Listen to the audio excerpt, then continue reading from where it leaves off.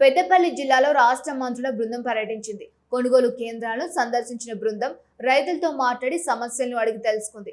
అనంతరం పెద్దపల్లి కలెక్టర్ కార్యాలయంలో ధాన్యం కొనుగోలుపై ఏర్పాటు చేసిన సమీక్షా సమావేశంలో పాల్గొంది.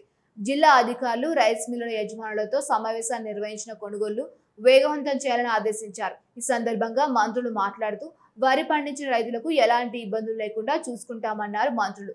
జిల్లాలో ఎన్నడూ లేని వరి దిగుబడి ఎక్కువగా వచ్చిందని, రైతులు పండించిన చివరి గింజ వరకు కొనుగోలు చేస్తామని హామీ ఇచ్చారు. తడిచి మొలకెత్తిన ధాన్యాన్ని కూడా కొనే బాధ్యత ప్రభుత్వం తీసుకుంటుందని అన్నారు. ప్రతిపక్ష పార్టీలైన బీఆర్ఎస్, బీజేపీ రైతుల్ని అయోమయానికి గురి చేస్తుందని, రైతుల పట్ల అన్యాయం జరిగితే మిల్లర్లు, టెండర్లకు వదలకుండా కఠిన చర్యలు తీసుకుంటామని హెచ్చరించారు. రేవంత్ రెడ్డి నాయకత్వంలోని కాంగ్రెస్ ప్రభుత్వం కొనుగోలులో సమర్థవంతంగా పనిచేస్తుందని వివరించారు. గత ప్రభుత్వం 10 సంవత్సరాల్లో చేయని పనులు ఈ ప్రభుత్వం చేసి చూపిస్తోందని గుర్తు చేశారు. ఈ సీజన్లలో 11,000 కోట్ల రూపాయలు రైతుల ఖాతాలో జమ చేశామన్నారు. అధిక ఉష్ణోగ్రతలో కూడా పనిచేసి హమాలీ కార్మికులు, రైతులకు ప్రభుత్వం తరపున కృతజ్ఞతలు తెలిపారు.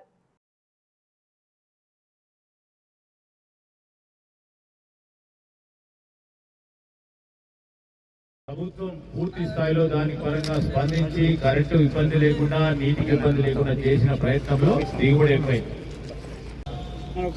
దీని పరంగా ఎక్కడ కూడా ఇబ్బంది రాకూడదని, ఇబ్బంది జరిగినప్పుడు కొన్ని సందర్భాల్లో రైస్ మిల్లులకు సంబంధించిన కొన్ని అంశాలు దృష్టిలో పెట్టుకొని ఉత్తమ్ కుమార్ రెడ్డి గారు నిర్ణయం తీసుకొని ఎక్కడ కూడా ఇబ్బంది రాకుండా వెంటనే టెంపరీ గోదామ్స్ కూడా చేస్తే మీరు ఆందోళన పడవద్దు, ధైర్యంగా ఉండండి. ఒక్క గింజ కూడా మేము ఆ రోజు ప్రతిపక్షంలో చెప్పినాం, ఇప్పుడు కూడా చెప్తున్నాం, ఒక్క గింజ కూడా వెనుక తిరగకుండా ప్రభుత్వం సేకరిస్తుందని ఉత్తమ్ కుమార్ రెడ్డి గారు స్వయాన ఈ రోజు మార్కెట్లలో తిరుగుతూ ఉన్నారు. మేము తిరుగుతూ ఉన్నాం. ఎమ్మెల్యే పెద్దపల్లి నియోజకవర్గం కానీ, పెద్దపల్లి జిల్లా కానీ, పెద్దపల్లి పార్లమెంట్ నియోజకవర్గం కానీ ఎప్పుడు కూడా కాంగ్రెస్ పార్టీకి చాలా సమర్థవంతమైన నాయకత్వం ఉంది.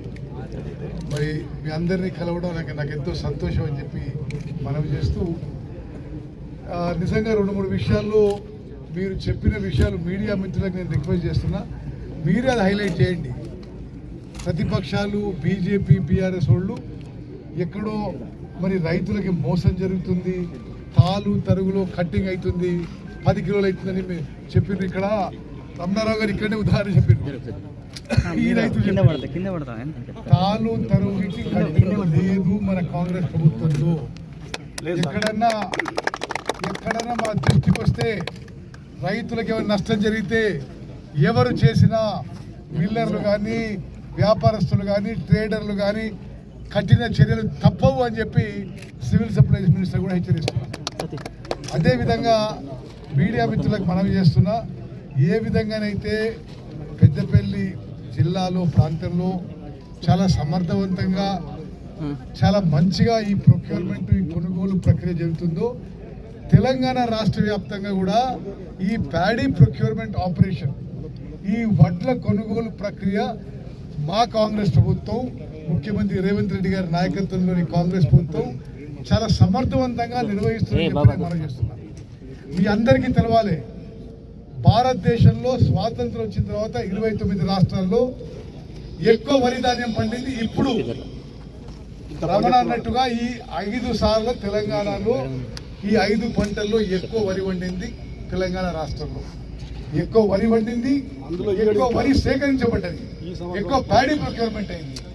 మరి ప్రతి సంవత్సరం ఒక రికార్డు స్థాయిలో వరి పండిస్తూ, సేకరిస్తూ ఎన్ని వేల కోట్లు అయినా సరే రాష్ట్రానికి ఆర్థిక ఏమి చేయాలో అర్థం కాక ఆ ఘోషని ఆ రకంగా వాళ్ళలో ఉన్న విషయాన్ని కమ్ముతూ బయట చిమ్ముతూ మీ దగ్గరికి రావడం జరుగుతుంది.